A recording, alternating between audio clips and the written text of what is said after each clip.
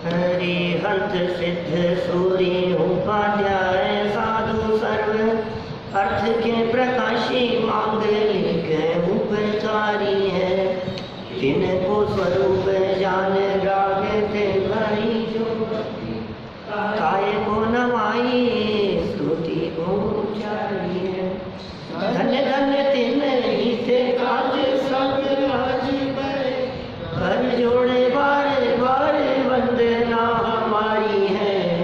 मंगल कल्याण सुख है सो हम चाहते हैं। ओ मेरी ऐसी दशा जैसी तुम्हारी है। ओ मेरी ऐसी दशा जैसी तुम्हारी है। ओ मेरी ऐसी दशा जैसी तुम्हारी है। क्षत्र चूड़ामणि नामक यह ग्रंथ 9वां लंब चल रहा था। जीवंदर कुमार सुरमंजरी से विवाह करने के लिए बढ़ गए। सुरमंजरी जिसने जीवन में प्रतिज्ञा ली थी कि किसी पुरुष मात्र की शक्ल नहीं देखूंगी, उससे विवाह करना एक बहुत बड़ा चुनौती भरा कार्य था। जीवंदर कुमार ने उस चुनौती को स्वीकार किया और यक्ष के द्वारा दिए गए मंत्र से वृद्ध अवस्था धारण की। वृद्ध अवस्था अंगीकार कर जब वे वृद्ध का वेश बनाकर नगर में परिभ्रमण कर रहे थे तो नगर के युवा वर्ग भी उन्हें देखकर मानव संसार की असारता और इस देह की अस्थिर दशा से वैराग्य से ओतप्रोत हो गए। माने इस प्रसंग के माध्यम से वादीप सिंह सूरी आचार्य देव घटना तो क्या चल रही है और बीच में वैराग्य का प्रसंग बतला रहे हैं।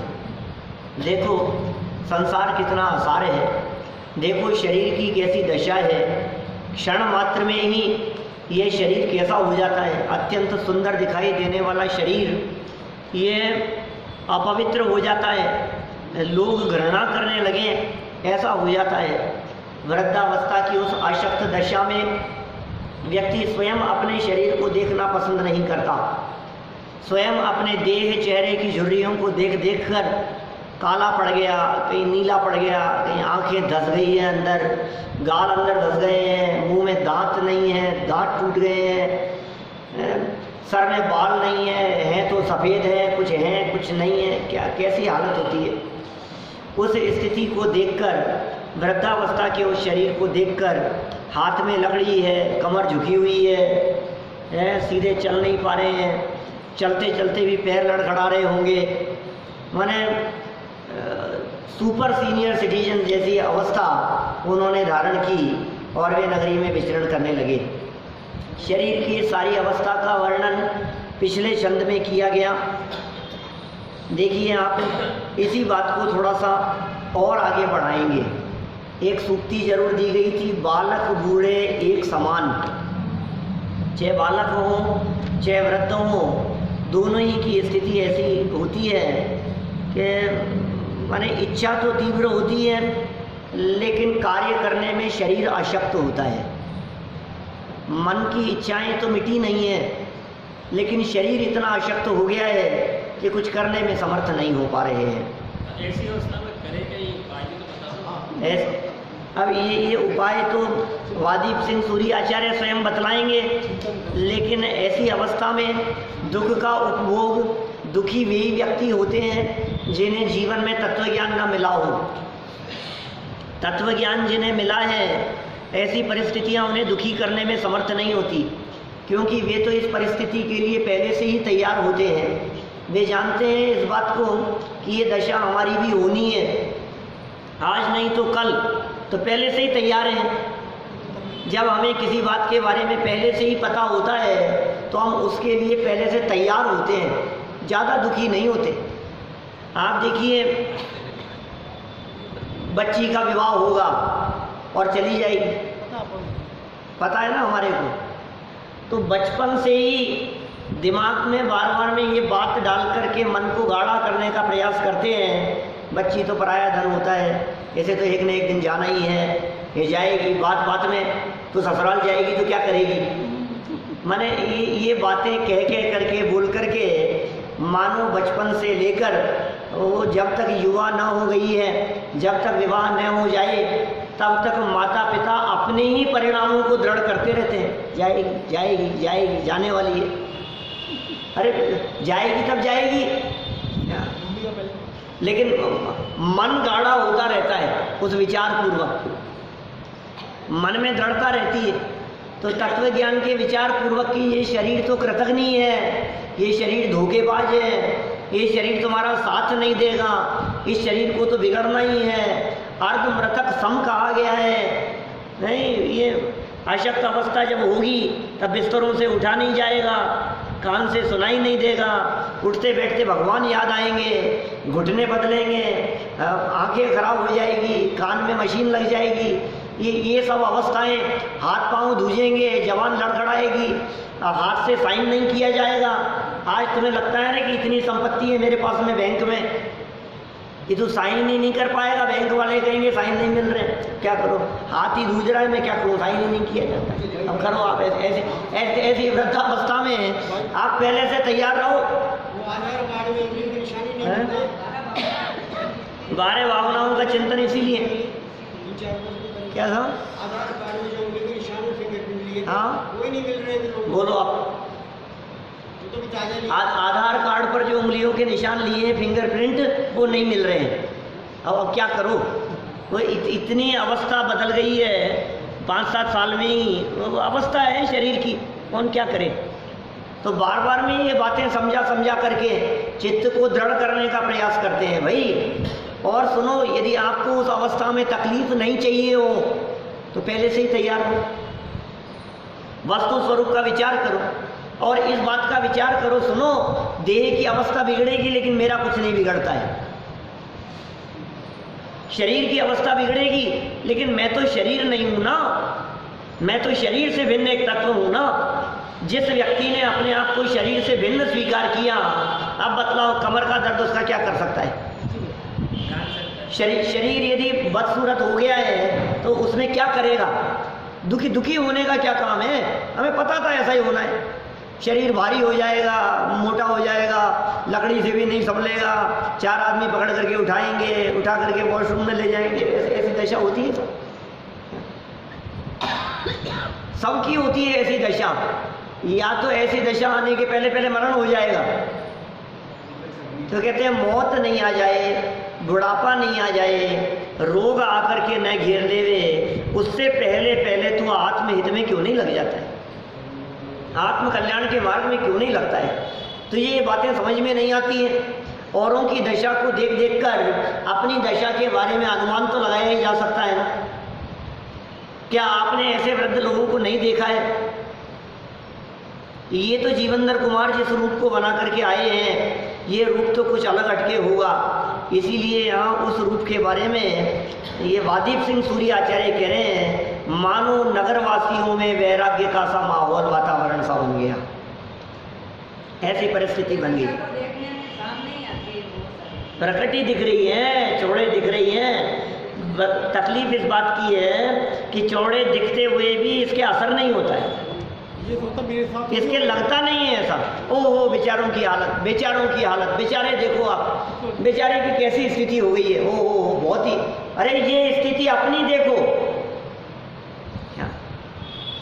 जैसे आप भविष्य में होने वाली संकट की परिस्थितियों का विचार कर वर्तमान में धन संग्रह करने का विचार करते हैं।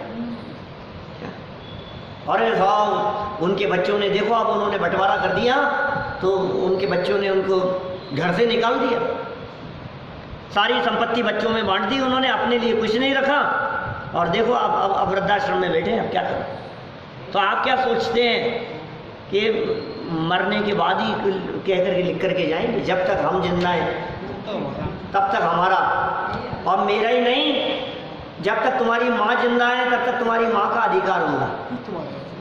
क्या बहुत क्यों, क्योंकि औरों की परिस्थिति देखी ना ऐसी अपन ने, तो हम सावधान हो गए। अब हम कह रहे हैं दूसरों की परिस्थिति से जब आप धन के मामले में सावधान हो गए तो औरों की शारीरिक स्थिति और मरणासन्न अवस्था में तड़पते हुए देखकर ये ज्ञान रूपी धन में सावधान क्यों नहीं हो? क्या इसका विश्वास है बिना आपने औरों की वृद्धावस्था को देखकर तड़पते हुए देखा ना, रोते बिलखते हुए देखा ना दूसरे लोगों को, तो आपको ये विचार नहीं आता काश इस अवस्था में इनके पास में ज्ञान धन होता, वेद विज्ञान होता, समझ होती, तत्व ज्ञान होता, तो ये दुखी नहीं होते, क्योंकि इनकी शरीर की अवस्था दुखी करने में समर्थ नहीं है। ये जितना वर्णन किया जा रहा है ये दुख का नहीं है, ये शारीरिक अवस्था का वर्णन है। शरीर की अवस्था इस जीव के दुख का कारण होती नहीं है। घानी में पेल दिया जाए, सैकड़ों मुनिराजों को घानी में पेल दिया गया उपसर्ग करने वालों द्वारा, उसके बावजूद कष्ट की अनुभूति नहीं होती है। स्वभाव के आश्रय से, आत्मा के आश्रय से आनंद की अनुभूति का वेदन करते हैं। इसका मतलब शरीर में कुष्ठ रोग हो जाए, कुष्ठ रोग हो गया श्रीपाल को, 500 लोग साथ में थे, कुष्ठ रोगी होकर के घूमते थे, कुछ नहीं। वादिराज मुनिराज को शरीर में कोढ़ हो गया, सनत कुमार चक्रवर्ती, नहीं क्या नाम था, हाँ सनत कुमार ही तो था, वो हम तो नरक में गया, सनत कुमार ने दीक्षा ले ली, कितने वर्षों तक शरीर में कोढ़ रहा, अब दुखी कितने, गलत कोड था। हाँ गल रहा था, कोढ़ झड़ रहा था, अब दुर्गंध खतरनाक, कोई आदमी पास में बैठ नहीं सके, ऐसा ऐसा कोढ़। और चक्रवर्ती जैसा सम्राट दीक्षा लेकर के चले गए। इन्होंने क्या संबोधन किया? बोलो गलत कोड में।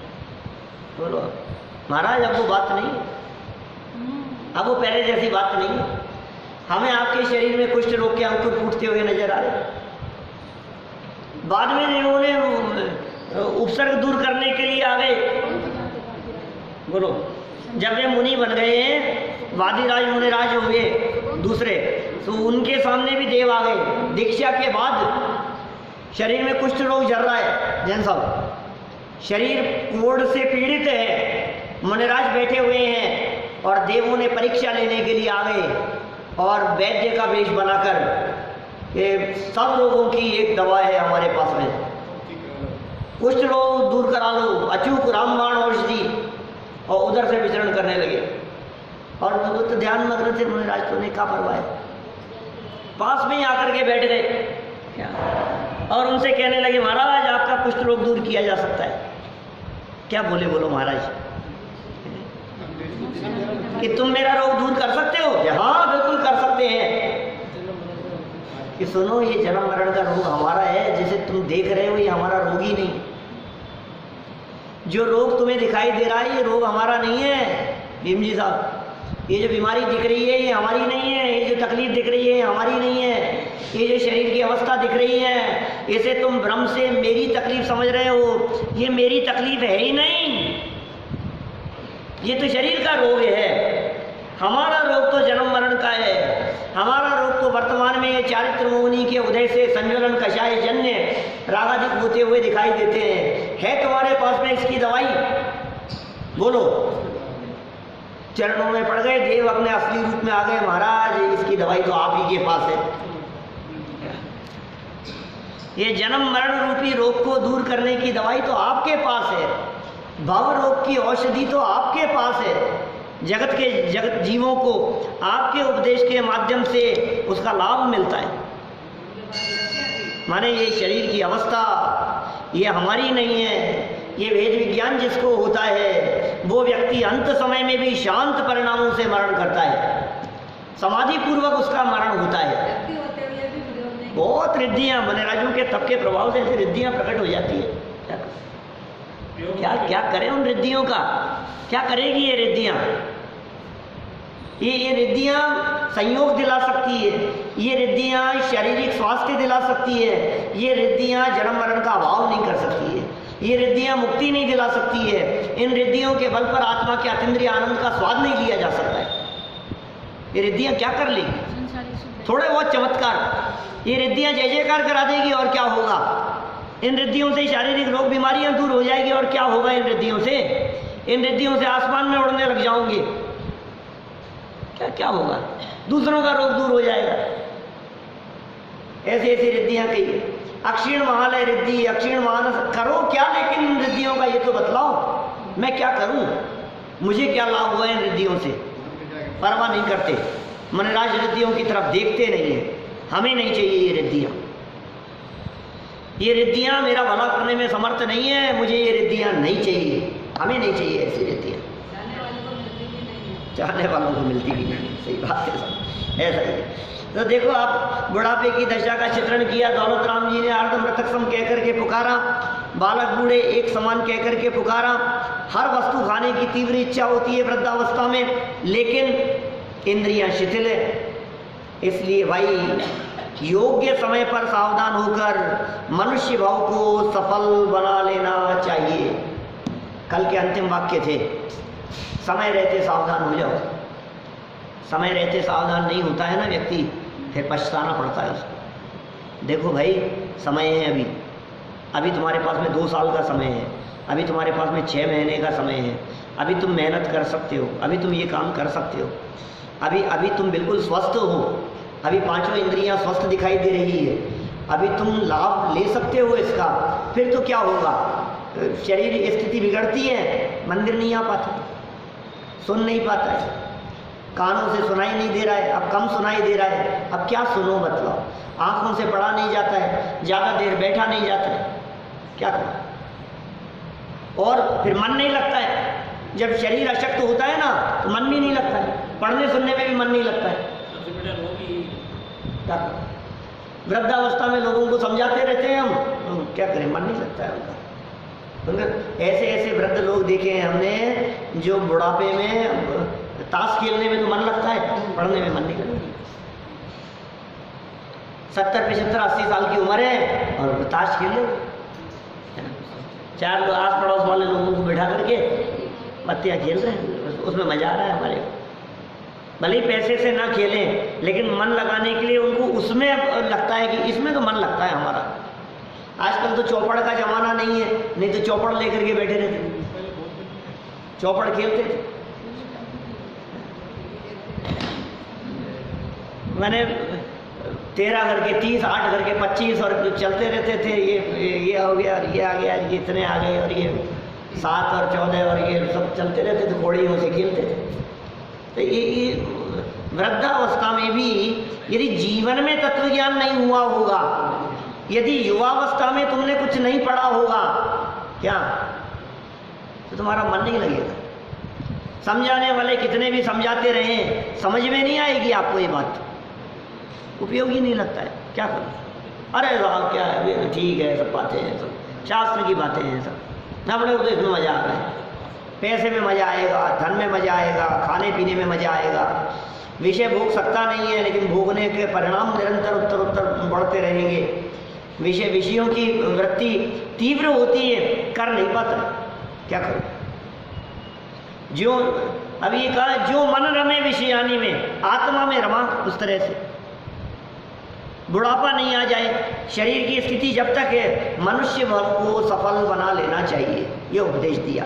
आगे वाला श्लोक देखो, शरीर के सौंदर्य का वास्तविक स्वरूप तो देखो जरा क्या है। अरे साहब मैं कितना सुंदर दिखता हूँ, मेरे जैसा। कषायों में कोई भी चक्रवर्ती से कम नहीं है, और अपने रूप को देखता है तो कामदेव से कम नहीं समझता। आईने के सामने खड़ा होता है तो ऐसे लगता है मैं ही बहुत सुंदर हूँ, अरे क्या सुंदर दिखता हूँ मैं, कामदेव जैसा समझता है अपने आप को। कषायें मंद नहीं होती, लेकिन इस शरीर की स्थिति को देख भाई, तो ये पता लगेगा इस शरीर की वास्तविक स्थिति क्या है, उसकी असलियत का बखान कर रहे हैं यहाँ इस 12 नंबर के श्लोक में। देखो, वाक्षिका पक्ष तो व्यक्षे मांसाच्छादन चर्मणि लावण्यम भ्रांतिरित्येतन मूढ़ेभ्यो भक्तिवार्धकम। ओहो, माक्षिका पक्ष तो क्या कह रहे, बुढ़ापा कैसा है, मूढ़ मनुष्यों से, बुढ़ापा मूढ़ मनुष्यों से, मक्खियों के पंख से भी पतले।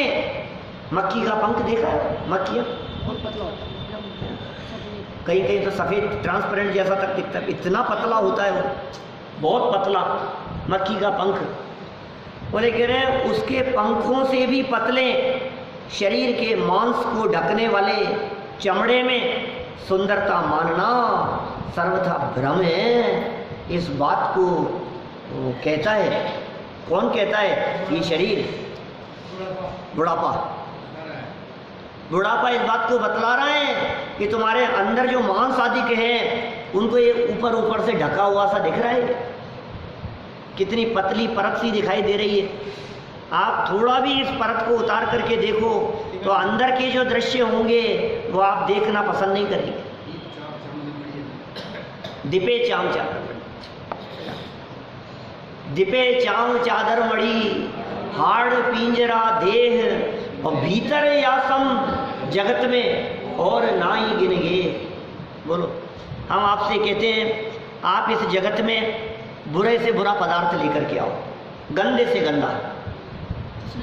सोचो जरा, जगत में जितने गंदे और अपवित्र पदार्थ दिखते हैं उन्हें ढूंढ करके लाओ, क्या दिखता है बोला आपको? इस पूरे जगत में सबसे ज्यादा अपवित्रता यदि आपको दिखेगी तो वो अपवित्रता इस शरीर के भीतर भरी है। इससे ज्यादा मलिन और अपवित्र जगत में कोई वस्तु नहीं, पूरे जगत में कोई ऐसी वस्तु नहीं है जो इससे ज्यादा अपवित्र हो। जो कीचड़ दिखता है, जो गंदगी दिखती है, जो मलिनता दिखती है, क्या जगत में जो विष्ठा आदि दिखती है, अरे उन सबको बनाने की ये फैक्ट्री है शरीर, मल बनाने की फैक्ट्री है। इस फैक्ट्री में जो भी रॉ मटेरियल डाला जाता है, क्या माल को मल बनाती है। मेवा मिष्ठान माल खाओ, वो मल में बदल जाता है, और सुनो निकलता है उससे अनुमान लगता है कि अंदर भरा है। निकलने के बाद तो देखने को कोई पसंद नहीं करता, आँख उठा करके नहीं देखे उसकी तरफ, लेकिन अंदर भरा है तभी तो निकला है, भरा तो अंदर ही है ना। ये कह रहे हैं एक मक्खी के बराबर ये परत उतारो यहाँ से, और अब देखो उसको, ये परत उतर जाने के बाद चेहरे पर से एक परत हल्की सी उतरे, और फिर देखो आप उस चेहरे को कौन देखना पसंद करेगा। मक्खी के पंख जैसी पतली सी परत इस चेहरे पर से उतर जावे तो ये अपने आप के चेहरे से घृणा करने लग जाए।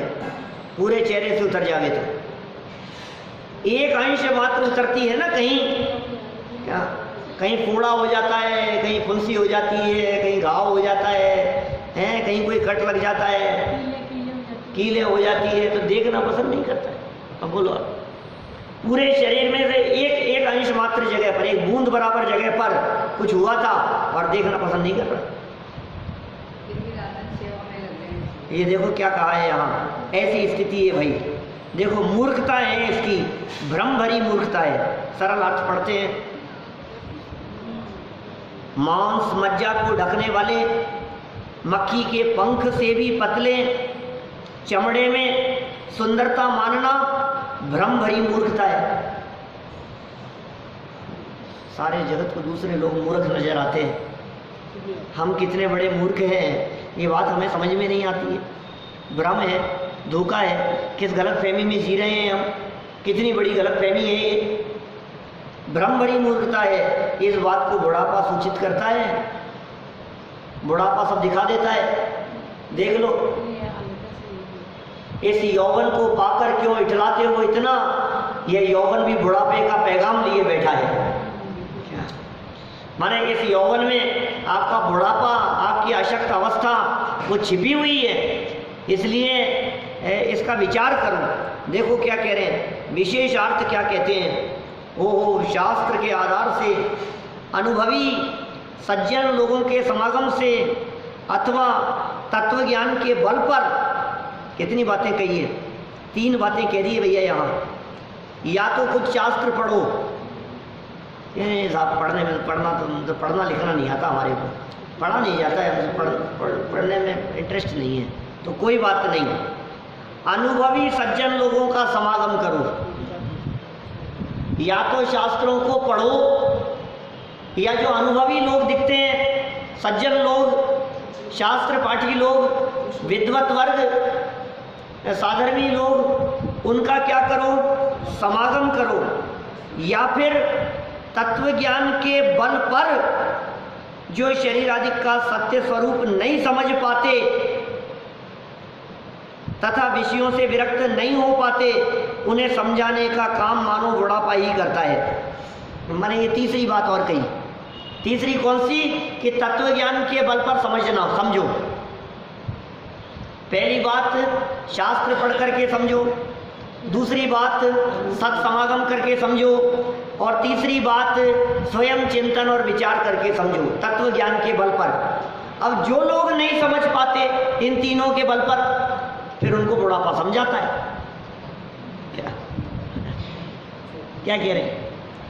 जो लोग इन तीन बातों के आधार पर नहीं समझ पाते और विषयों से विरक्त नहीं हो पाते, विरक्ति नहीं हो पा रही है, वैराग्य का भाव जिनके हृदय में नहीं आ रहा है, संसार, शरीर और भोगों की असारता जिनके समझ में नहीं आ रही है, जिन्होंने ज्ञानियों का समागम नहीं किया है, जिन्होंने शास्त्रों का अध्ययन नहीं किया है, जो तत्वज्ञानी नहीं है, तत्व विचार और चिंतन जिनके परिणामों में चलता नहीं है, ये कह रहे हैं उन्हें समझाने का काम मानो बुढ़ापा ही करता है। अब हम क्या समझाएं भाई? हम तो समझा समझा के थक गए।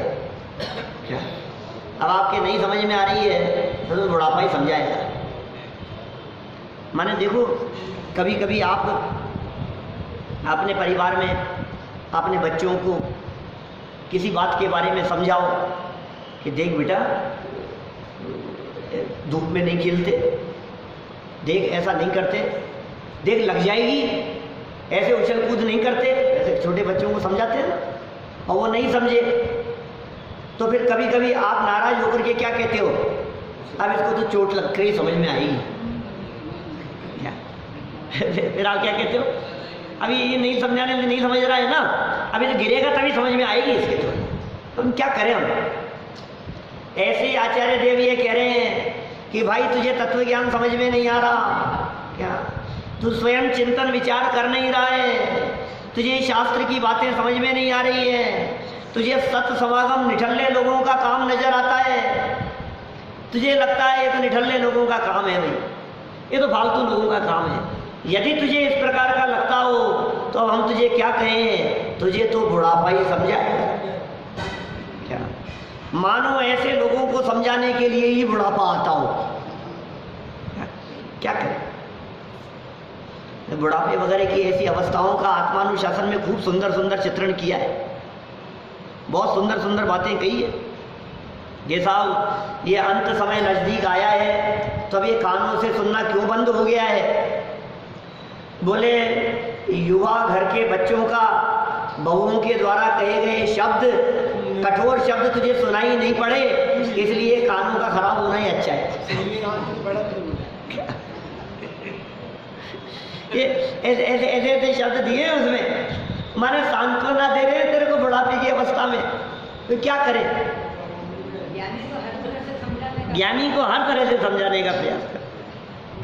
अब तू यदि ज्ञानियों की संगति में रहेगा तो तेरे बातें समझ में आएगी। अब तू रोता क्यों है? ये तो अच्छा हुआ है क्या कि आंखों से दिखना कम हो गया है। क्या करूं साहब, दिखाई नहीं देता। कि चिंता मत कर, घर में बहुओं और बच्चों के माध्यम से की जाने वाली ऊटपटांग हरकतें जिन्हें देख करके तुझे क्रोध आया करता था, अब आंखें खराब होने से वे नहीं दिखिए तो अच्छा ही है, क्रोध नहीं आएगा, तू उनसे बचा रहे, ये अच्छा ही है। ऐसे ऐसे चित्रण किए आत्मानुशासन में, वो बड़ा गजब का ग्रंथ था, अपन ने पढ़ा था। ये तो इस प्रसंग में उसकी कुछ स्मृतियां याद आ रही है। बहुत बहुत बातें कही है उन्होंने, ज्ञानी और अज्ञानी के संदर्भ में उन्होंने कहा। वो कहते हैं कि परिस्थिति तो दोनों की भी होती है, शारीरिक स्थिति तो ऐसा थोड़ी ना है कि ज्ञानी व्यक्ति बूढ़ा नहीं होता हो, ऐसा थोड़ी ना है कि अज्ञानी तो वृद्ध होता है और ज्ञानी नहीं होता, दोनों ही होते हैं। शरीर की अवस्थाएं तो दोनों की होती है, लेकिन दोनों की अवस्थाओं में वो कहते हैं, एक छंद तो ऐसा दिया उन्होंने इस सर पे बाल सफेद अज्ञानी के होते हैं कि ज्ञानी के? कोई अंतर है क्या उसमें?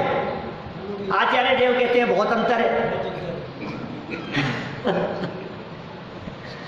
अज्ञानी के भी बाल सफेद हो रहे हैं और ज्ञानी के भी बाल सफेद हो रहे हैं। जगत जन ये कह रहे हैं कि अरे साहब ये तो ठीक है। ज्ञानी के देखो दोनों में अंतर बतलाते हैं आचार्य देव।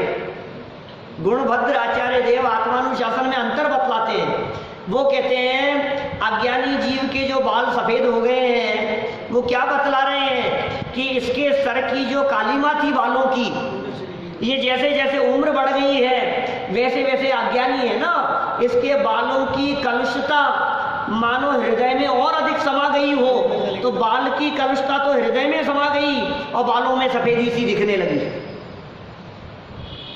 तो फिर साहब ज्ञानी के भी तो सफेद हो रहे हैं, क्या उसके भी परिणाम कलुषित हो गए? बोले नहीं नहीं, उसके अंतरंग परिणामों में इतनी उज्ज्वलता आ गई है कि उसकी चमक बाहर भी दिखाई देने लगी।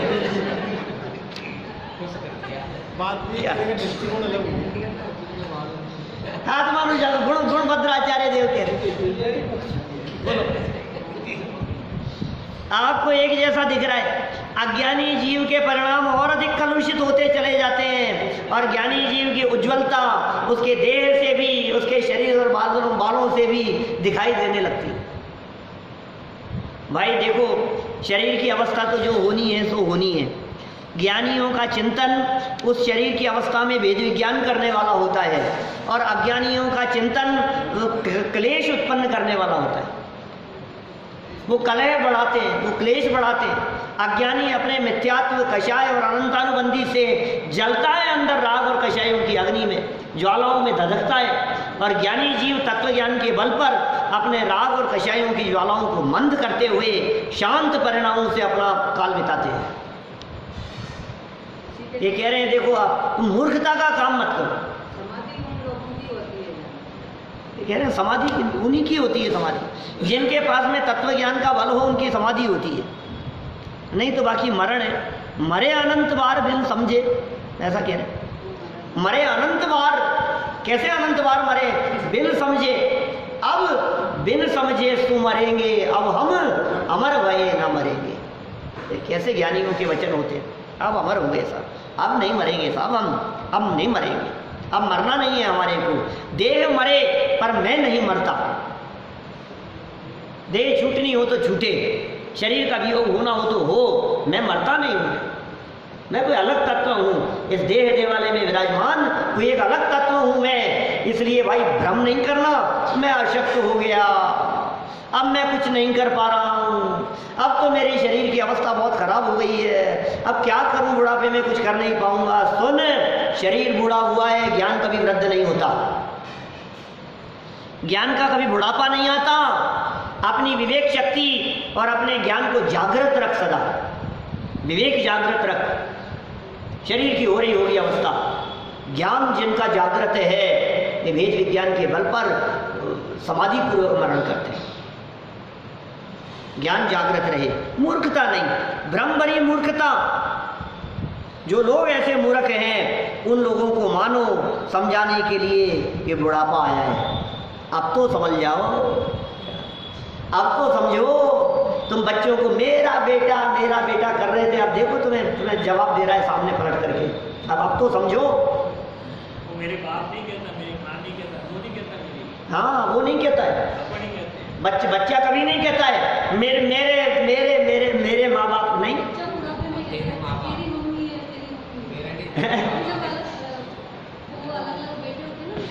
दो अलग अलग बच्चे होते हैं ना, तो कहते तेरी माँ है, तू संभाल।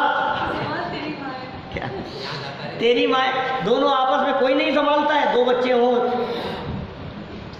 दो हों, चार हों, संभालते नहीं है। वो एक बीच में मूवी आई थी अमिताभ बच्चन की, बागबान। क्या किसी लेखक की स्टोरी थी, वो किसी के द्वारा लिखी गई, उस पर आधारित थी। बस तो स्थिति बतलाई थी भाई, जगत का ऐसा ही स्वरूप है। माँ बाप को बांट देते हैं, वो उनके पास रहेगा, वो उनके पास रहेंगे। महीने बांट लेते हैं, 4 महीने तुम रखो, 4 महीने तुम रखो। अब कौन संभाले, मैं क्यों करूँ?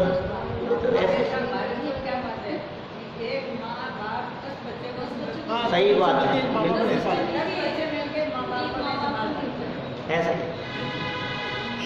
एक माँ बाप 10 बच्चों को पाल ले, लेकिन 10 बच्चे मिलकर के माँ बाप को नहीं संभाल सकते। ये जगत का स्वरूप है ऐसा। तो ये कह रहे हैं भाई जब तेरी ऐसी दशा हो रही है तब तो समझ, तब तो समझ। नहीं नहीं नहीं, उनके बच्चे तो हैं, हमारे ऐसे नहीं है। ये क्या कहता है? अभी तेरा उदय अच्छा चल रहा है, और क्या बात है, तेरा कर्म का उदय अच्छा चल रहा है क्या? उदय बदलते देर नहीं लग। अरे नहीं नहीं, अपना बच्चा ऐसा नालायक नहीं हो सकता। अपना बच्चा, भरोसा करो थोड़ा अपने बच्चों पर। अपने बच्चे ऐसे नहीं है, हमने उनको संस्कार दिए हैं, वो अपने साथ थोड़ी ना ऐसा करेंगे कि सुनो भाई कोई किसी को नहीं संभालता है क्या? उनका उपयोग अपने बच्चों को संभालने में लगेगा, तुम्हें संभालने में नहीं। तुम किए जाओ उनके लिए कुछ भी। तो यहाँ आचार्य देव बार बार में ये कह रहे हैं, 3 बातें कह दी, या तो तुम इन 3 चीज़ों के आश्रय से संभल जाओ, और यदि तुम इन 3 बातों के आश्रय से नहीं संभलते हो तो फिर परिस्थितियाँ सब सिखा देगी तुम्हें। जब परिस्थितियाँ बनेगी तो फिर सीखना ही पड़ेगा, फिर क्या होगा? मन मार करके बोलो, कितना गजब बात है। विपरीत उदय यदि आ जाए एक, सारी रंगत बदल दे, सब खेल बदल जाएगा। हंसते मुस्कुराता हुआ चेहरा आपका कब फीका पड़ जाए पता नहीं, कब कौन सी घटना कब घट जाए। तो दुर्घटनाएं कभी भी घट सकती है किसी के भी साथ में। क्या आज उनके बच्चों ने ऐसा किया है, कल हमारे बच्चे ऐसा करेंगे, कल उन्होंने अपने माँ बाप के साथ में ऐसा किया, हमारे साथ में कब कैसा क्या होगा। बात मत बनाओ किसी की, कोई भरोसा नहीं है, कौन क्या कर देवे। तुम बस तत्व ज्ञान का विचार करो। पहली बात क्या कही? या तो शास्त्र का आधार लेकर के पढ़ो, जिनवाणी पढ़ो, शास्त्रों को पढ़ो, अध्ययन करो, अनित्य भावना पढ़ो, 12 भावनाएं पढ़ो, वैराग्य भावनाएं पढ़ो। अरे दादा की किताब है, बड़े दादा की विदाई की बेला, बड़ी गजब की किताब है भैया, हमने कोई 25 साल पहले पढ़ी होगी। बहुत ही गजब की किताब है। क्या इतनी गजब की किताब है, जैन हो जाए जैन साहब आपने पढ़ी है? पढ़ी, बहुत गजब की। आपने पढ़ी सब? वापस पढ़ने योग्य है, वापस पढ़ने योग्य है। क्या भैया? ऑडियो भी है उसकी, विदाई की बेला की ऑडियो बुक भी है। ऑडियो बुक का मतलब समझे आप? गाड़ी में चलते हुए आपको कैसेट लगा दो तो आपको पूरी किताब बाँच करके सुना देंगे। ऑडियो बुक, आपको पढ़ने की ज़रूरत नहीं है। और बिल्कुल बहुत किस तरह से कहाँ किसका वाक्य है, फिर दूसरे का वाक्य है तो अलग शैली में, मतलब बिल्कुल आरोह अवरोह के साथ में क्या किस बात पर कितना जोर देना है। किसी ने डांट करके कहा है तो डांट करके कहेंगे। मतलब बहुत अच्छी बुक है, बहुत अच्छा प्रस्तुतिकरण है। ऐसे बुढ़ापे की दशा का और ऐसे दशा का चित्रण, विदाई की बेला, अंत समय में कैसी दशाएं होती है जगत में, समाज में क्या देखा जाता है, उसका बहुत जीता जागता चित्रण किया है उन्होंने। जीवंत कृति है, मतलब अमर हो गए, मतलब समझ लो आप ऐसी कृतियों से। आज स्वयं की भी वृद्धावस्था है, दिखती है अपने को चारों तरफ इस तरह की दशाएं। देखो आप क्या कह रहे हैं, या तो शास्त्र आधार से, नंबर 1, 3 बातें याद रखना। या तो शास्त्र आधार से, आपके पास में तीनों हो तो समझ लेना आप कितने भाग्यशाली। क्या भैया? किसी के पास में अकेला शास्त्र का अवलंबन हो तो कह रहे हैं भाग्यशाली है। कोई अकेले सत्समागम में रहता हो, शास्त्र पढ़ता नहीं हो तो भी भाग्यशाली है। और कोई पढ़ता नहीं हो और समागम में नहीं है लेकिन कभी कभी विचार चिंतन करता रहता है, तत्व विचार करता है, वो भी भाग्यशाली है। और आप शास्त्र पढ़ते भी हो, आप इस समागम के बीच में भी उठते बैठते हो और आप गहराई से विचार चिंतन भी करते हो, तो आपका कितना बड़ा भाग्य है। माने चक्रवर्ती की संपदा आपके भाग्य के सामने पानी भरती है। बोलो, वो चक्रवर्ती भी यदि तत्वज्ञानी ना हो और शरीर में कुष्ठ रोग आ जाए तो क्या करेगा? आंखों से आंसू आने के अलावा कोई उपाय नहीं होगा चक्रवर्ती के पास। क्या करेगी संपदा? वो संपदा बुढ़ापे को आने से रोक देगी क्या? बोलो, पैसा बहुत है आपके पास में। हमने ऐसे ऐसे लोगों को देखा है तड़पते और रोते हुए ये बच्चों के ऐसे असह्य वेदना हो रही है और डॉक्टरों के पास में ऐसे हाथ पांव जोड़ते हैं, डॉक्टर साहब कहो जितना पैसा आपको देने के लिए तैयार है, आपकी झोली भर देंगे, आपको जीवन भर पैसे की तरफ देखने की जरूरत नहीं होगी, लेकिन बच्चे को बचा लो। सब कुछ करने के लिए तैयार हो जाता है, लेकिन वो पैसा कुछ भी करने में समर्थ नहीं होता। तो देखता रहता है, पैसा नजदीक पड़ा पड़ा हंसता रहेगा कि मूर्ख, तूने पहले समझा नहीं, ये पैसे का स्वरूप ही इसी तरह का, कुछ भी करने में समर्थ नहीं है। बुढ़ापे को रोक देवे, देखे चेहरे की झुर्रियों को रोक देगा, कमर झुकने से रोक देगा आपका ये पैसा। आंतें बराबर चलेगी, किडनी बराबर काम करेगी, हार्ट बराबर काम करेगा आपका, पैसा बहुत है साहब, तो हार्ट बराबर चलेगा ना भाई साहब। कितना भी वैभव संपन्न क्यों न हो, लेकिन तत्व ज्ञान के बिना, वस्तु स्वरूप के विचार के बिना, वेद विज्ञान के परिणामों के बिना इसे कहीं शांति मिलने वाली नहीं है। एकमात्र यदि आपको शांति चाहिए तो आपको जिन धर्म की छत्र छाया में आना ही पड़ेगा। आपको इस भव की तपन से यदि बचना है, आपको ये संसार आग जैसा लगता है, आपको यदि ये भव ताप जैसा लगता है, ये तपन नजर आती है, तो भाई ये जिन शासन, इसकी छत्र, ये जिन शासन रूपी कल्प वृक्ष की छाया में आ जाओ। ये कल्प वृक्ष जैसा है, रोशनी, भाव का ताप उतर जाता है। ये ऐसी विद्या, ये तत्व ज्ञान हमारे को मिल गया है। बड़े भाग्य से हमको मिला जिन धर्म, बड़े भाग्य से हमको मिला जिन धर्म। सोचो गंभीरता से, कैसे पुण्य किए होंगे, आज ये मिल गया है हमारे को। आपको ये बातें जचती है या नहीं, ये बातें समझ में आती है या नहीं, ये हमारे महापंडित टोडरमल जी साहब आज के पौने 300 साल पहले ये लिख करके चले गए। 300 वर्ष पहले जन्म हुआ है उनका, 300वां जन्म शताब्दी महोत्सव आ रहा है इस साल के अंत में, आते आते 300वां जन्म शताब्दी महोत्सव है। 300 वर्ष हो गए टोडरमल जी। वे क्या लिख करके चले गए, बार बार वे कहते हैं, ऐसी बातें लिख लिख करके वे कहते हैं, हम जो लिखते हैं ये तुझे जचती है या नहीं, बात हमारे कहने से मत मानना। अरे वाह आप इतने बड़े विद्वान हो, आप कह रहे हो तो मान ले, तो हमारे कहने से मत मान। तुझे समझ में आता है क्या? तेरे को लगता है संसार में दुख है, तेरे को ये कष्ट लगते हैं, तुझे संसार और शरीर की अवस्था, ये वृद्धावस्था की दशा, ये तुझे फील होती है, तुझे महसूस होती है कि ऐसी दशा है, ऐसी दशा होगी, तुझे अनुभव होता है ऐसा? साहब लगता तो है। यदि लगता है तो हम जो उपाय बतलाते हैं सो उपाय कर। हम जो बात तुम्हारे को बतलाते हैं, क्योंकि हम जो कह रहे हैं इस पे भरोसा हो रहा है ना तेरे को, तो अनुभव में आ रहा है ना तेरे। अब हम जो इससे बचने का उपाय बतलाते हैं तो वो उपाय कर। कि क्या उपाय बतलाते हो? कि सत्समागम कर। क्या इस पंचम काल में अकेले अकेले धर्म नहीं होगा। आचार्यों ने तो यहाँ तक कथन किया है, सुनो गृहस्थ लोग तो अकेले कर ही नहीं पाएंगे, अरे कोई साधु संत भी हो तो उनके भी एकल विहारी होने का निषेध किया है, वो भी नहीं कर पाएंगे। अकेले करने का धर्म नहीं है इस काल में, समूह में बैठ करके करने का धर्म है। साथ में बैठ करके करो, परिवार के 4 लोग मिलकर के करो, 6 लोग मिलकर के करो, साथ में बैठ करके करो, आस पड़ोस वालों को साथ में लेकर के करो, स्वाध्याय करो। जिनके घर में स्वाध्याय नहीं होता है, समझ लेना उनके घर में शांति नहीं रह सकती।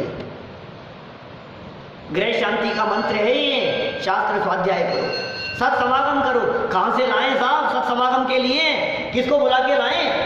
मिलते नहीं है लोग, समागम कहाँ से करें? अब हमारी तो वृद्धावस्था है, हमसे तो उठा बैठा जाता नहीं है, हम तो बिस्तरों में पड़े हुए हैं, हमने तो डॉक्टर ने मना कर दिया है कि आप उठोगे नहीं, बेड रेस्ट बतला दिया है। अब सत्समागम कहाँ से लाएं? कि अपनी पत्नी और अपने बच्चों को साधर्मी बना लो।